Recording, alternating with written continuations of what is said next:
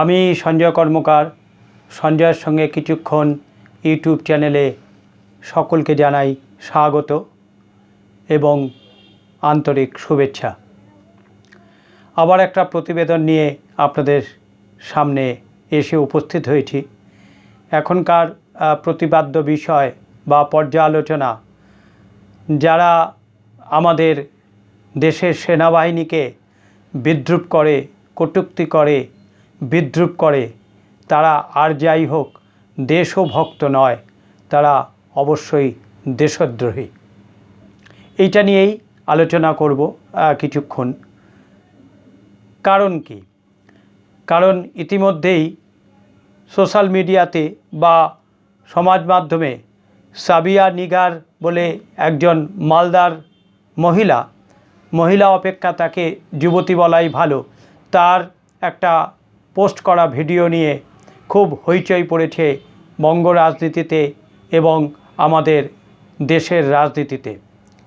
ইতিমধ্যেই তার সেই ভিডিও ভাইরাল হয়েছে, বহু মানুষ দেখেছেন এবং সেই ভিডিও দেখে অনেকেই প্রতিবাদ করেছেন এবং তার বিরুদ্ধে গর্জেও উঠেছেন যে এইভাবে সেনাবাহিনীকে নিয়ে কি প্রতিবেদন করা যায় বা ভিডিও পোস্ট করা যায়।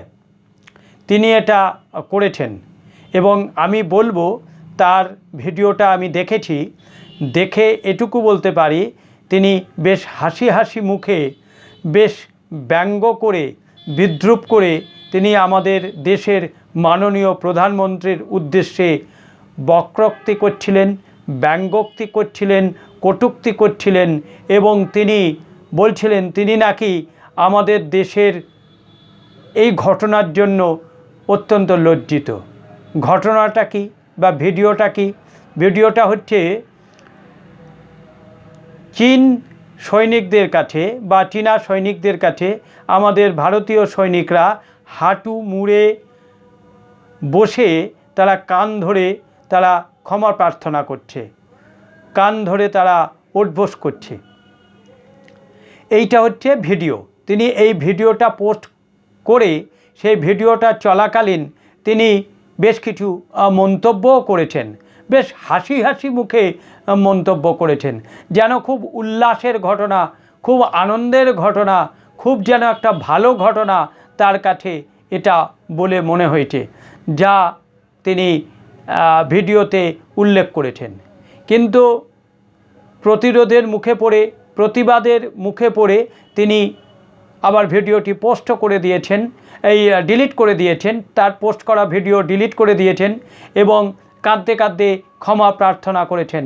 এই কান্নাটাও তার অভিনয় বলেই আমার মনে হয়েছে, কেন যেভাবে তিনি হেসে হেসে ভিডিও পোস্ট করেছেন, পরবর্তীকালে তার ওই কান্নার সুরে কথা বা ক্ষমা প্রার্থনা আমার এটা অভিনয় বলে মনে হয়েছে। যাই হোক, আমার মনে হওয়াটাই সব নয়, তিনি ক্ষমা প্রার্থনা করেছেন এবং তার আবার নতুন করে কিছু গান তিনি গেয়েছেন। কিন্তু আমার প্রশ্ন এই সাবিয়া নিগারের কাছে, ইনি একজন মালদার যুবতী, মালদায় থাকেন।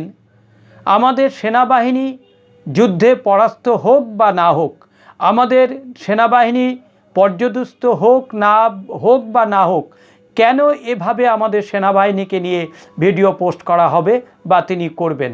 তিনি কি জানেন না এভাবে আমাদের সেনাবাহিনীরকে নিয়ে ভিডিও পোস্ট করা মানে সেনাবাহিনীর মনোবল ভেঙে ফেলা বা সেনাবাহিনীর মনোবলকে দুর্বল করে ফেলা, যেটা আমাদের দেশের বহু নেতা বা নেতৃবৃন্দ বা বহু মানুষ সচরাচর করে থাকেন বা করেন। যাই হোক, সেটা অত্যন্ত দুর্ভাগ্যজনক এবং বেদনাদায়ক। এটুকু বলতে পারি, আমাদের দেশের সেনাবাহিনীকে নিয়ে ব্যঙ্গ করা, বিদ্রূপ করা বা বক্রোক্তি করা বা তাদেরকে ছোট করে দেখানো, এটা দেশভক্তির কাজ নয়, বরং উল্টোটাই বলবো, এটা দেশদ্রোহিতার কাজ। তার কারণ সেনাবাহিনীর যারা জওয়ান আছেন, সেনাবাহিনীতে যারা নিযুক্ত আছেন, তারা অত্যন্ত প্রতিকূল পরিবেশে বা প্রতিকূল পরিস্থিতির মধ্যে তারা দাঁড়িয়ে থেকে বা তারা উপস্থিত থেকে আমাদের এই দেশকে বা আমাদের দেশের যে সীমান্তবর্তী অঞ্চলগুলো আছে তারা পাহারা দেন। -40 ডিগ্রি 45 ডিগ্রিতে হিমাঙ্কের নিচে তাপমাত্রাতে তারা অবশ্যই সেখানে গিয়ে আমাদের সীমান্ত অঞ্চলকে পাহারা দেন এবং বহিঃশত্রুর হাত থেকে আমাদের দেশকে রক্ষা করেন। তাদের বিরুদ্ধে এরকম পোস্ট করাটা শুধু অনভিপ্রেত, অনাকাঙ্ক্ষিত বা দুঃখজনকই নয়, এটা দেশদ্রোহিতার কাজ। আমাদের দেশের সেনাবাহিনীরা যথেষ্ট দক্ষ এবং তারা তাদের শৌর্য এবং বীরত্বের সাথে বহু যুদ্ধ তারা করেছেন এবং বহু যুদ্ধ জয় করেছেন। যিনি এই ভিডিওটি পোস্ট করেছেন তার জ্ঞাতার্থে জানাই যে চীন সরকারও জানে ভারত সমরাস্ত্রে এবং সামরিক শক্তিতে এই মুহূর্তে কতটা শক্তিশালী এবং কতটা প্রথম সারির একটা দেশ হিসেবে গণ্য হয়েছে। চীন সরকার সেটা বেশ ভালো করেই জানে। আর যিনি এই পোস্টটি করেছেন তার উদ্দেশ্যে বলি, গালওয়ানের কথাটা ভুলে গেলেন। চীনের গালওয়ান সীমান্তে আমাদের যে 20 জন সৈনিক, 20 জনের বেশি ততোধিক সৈন্যের বিরুদ্ধে, চীনা সৈন্যের বিরুদ্ধে যেভাবে যুদ্ধ করেছিলেন, লড়াই করেছিলেন, সংগ্রাম করেছিলেন, সে কথাটা ভুলে গেলেন। চীন সরকার কিন্তু তাদের মৃত সৈনিকদের সংখ্যা জানায়নি এবং পরবর্তীকালে এও জানা যায় যে চীন সরকার তাদের মৃত সৈনিকদের গ্রহণও করেনি বা তাদের মৃতদেহ নিয়েও যায়নি। কিন্তু আমাদের সৈনিকরা চীনা সৈনিকদের বিরুদ্ধে ভীষণভাবে যুদ্ধ করেছিল, লড়াই করেছিল, সংগ্রাম করেছিল। ভুলে গেলেন সেটা?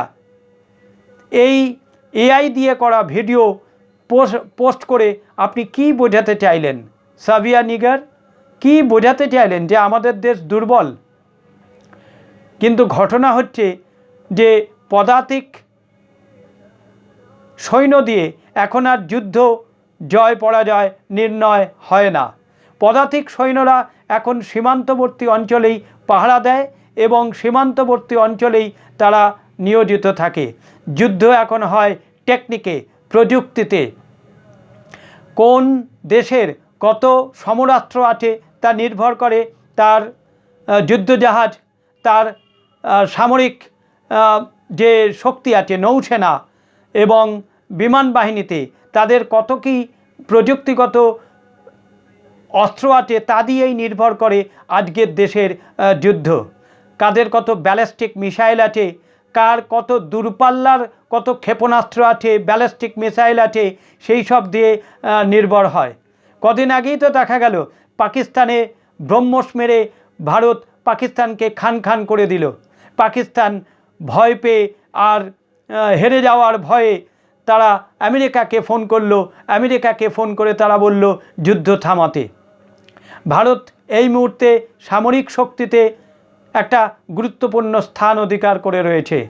ভারতের ব্যালিস্টিক মিসাইল, নৌসেনা, নৌজাহাজ, যুদ্ধজাহাজ ভীষণভাবে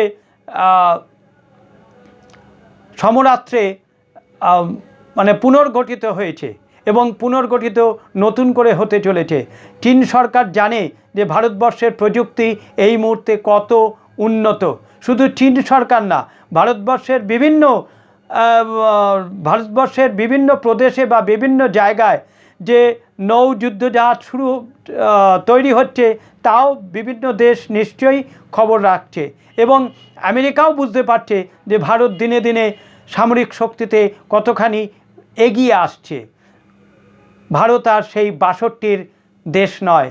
ভারত এই মুহূর্তে আর 1962 সালের দেশ নয় যে ভারত চীনকে হুমকি দেবে, চীন ভারতকে হুমকি দেবে, চীন ভারতের সঙ্গে যুদ্ধে জড়িয়ে পড়বে, তা মোটেই নয়। সেটা চীন সরকারও অবশ্যই জানে। অরুণাচল তারা বহুদিন থেকে দাবি করে আসছে, কিন্তু ভারত অবশ্যই জানিয়ে দিয়েছে যে অরুণাচল প্রদেশ ভারতবর্ষের অখণ্ড একটা ভূখণ্ডের অংশ এগুলো জানতে হয়, পড়তে হয়, সব কিছু জেনে তবে ভিডিও পোস্ট করতে হয়। এই যে চীনা এয়ার ডিফেন্স, চীনার যে এয়ার ডিফেন্স নিয়েছিল পাকিস্তান, তা তো ভেঙে খান খান হয়ে গেছে, কিন্তু সেই তুলনায় আমাদের যে এয়ার ডিফেন্স ছিল সেই এয়ার ডিফেন্স কত শক্তিশালী, এখন আরও উন্নত এয়ার ডিফেন্স এসছে। এগুলো জানতে হয়, এগুলো পড়তে হয়, এগুলো নিয়ে আলোচনা করতে হয়, তবে একটা ভিডিও পোস্ট করে ভারতবর্ষকে ছোট করতে হয় বা ভারতবর্ষকে মেলাইন করতে হয়। এটা গেল একটা অধ্যায়। পরবর্তী যেটা বলবো যে আপনাদের সম্প্রদায়ের বা জাতি নিয়ে আপনাদেরকে কটাক্ষ করা হয়েছে, সেটা কি খুব অবান্তর? সেটা কি খুব মানে অনুচিত কাজ বলে আপনার মনে হয়েছে? ভারতবর্ষে আপনারা ছাড়াও অনেক সংখ্যালঘু সম্প্রদায় রয়েছে, পার্সি, জৈন, বৌদ্ধ, খ্রিশ্চান, আরও সব সংখ্যালঘু সম্প্রদায় যারা রয়েছে, তারা তো এরকম করে না। কোনো বৌদ্ধ, কোনো জৈন, কোনো পার্সি এভাবে ভারতবর্ষকে তো ছোট করে না। তারা ভারতবর্ষ তাদের নিজেদের দেশ বলে মনে করে, ভারতবর্ষকে তারা গর্বিত দেখতে চায় এবং ভারতবর্ষে বসবাস করে তারা সুখে শান্তিতেই থাকতে চায়। তারা ভারতবর্ষকে নিজেদের দেশ বলে মনে করে, কিন্তু আপনাদের ভারতবর্ষকে নিজেদের দেশ বলে মনে হয় না। আপনাদের যেন কোথায় মনে হয় পাকিস্তান, বাংলাদেশ, এসব দেশগুলি যেন আপনাদের অত্যন্ত প্রিয় দেশ এবং খুব উন্নত মানের দেশ। সেই দেশের গুণগান গাইতে পারলে আপনারা খুব খুশি হন। এটাই সবথেকে বড় কথা। আপনারা ভারতবর্ষে থাকবেন, খাবেন, আবার ভারতবর্ষকে আপনারা বিদ্রূপ করবেন, ছোটও করবেন, এবং ভারতবর্ষের জন্য আপনাদের কোনো দেশভক্তি দেখা যায় না, তা অত্যন্ত অভাব। এটাই অবশ্যই ভারতবাসী হিসেবে একটা খেদ বা দুঃখের কথা। যাই হোক, আপনি সাবিয়া নিগার, আপনি পরবর্তীকালে কেঁদে কেঁদে অনেক কিছু বলেছেন, কিন্তু কেঁদে কেঁদে বলার প্রয়োজন হতো না আপনি যদি মাননীয় প্রধানমন্ত্রীর বিরুদ্ধে এরকম বিষোদ্গার না করতেন এবং সেনাবাহিনীর বিরুদ্ধে কোনো অনভিপ্রেত বা কোনো ব্যঙ্গোক্তি বা বক্রোক্তি করতেন। আমাদের সেনাবাহিনী আমাদের গর্ব, আমাদের সেনাবাহিনী আমাদের শক্তি, আমাদের সেনাবাহিনী আমাদের শান্তির জায়গা। আমাদের সেনাবাহিনী আছে বলেই আমরা শান্তিতে ঘুমোতে পারছি, এটা অবশ্যই স্বীকার করতে হবে। এবং একজন ভারতবাসী হিসেবে আমাদের সেনাবাহিনীর জন্য আমরা গর্বিত। কথা বলেই আমি আমার বক্তব্য শেষ করছি এবং আমার প্রতিবেদন শেষ করছি। জয় হিন্দ, জয় ভারত, ভারত মাতা কি জয়, সেনাবাহিনীর জয়, ইন্ডিয়ান আর্মি জয়। They are our real hero. কোনো পলিটিশিয়ান, কোনো রাজনৈতিক নেতা আমাদের দেশের রিয়েল হিরো নয়।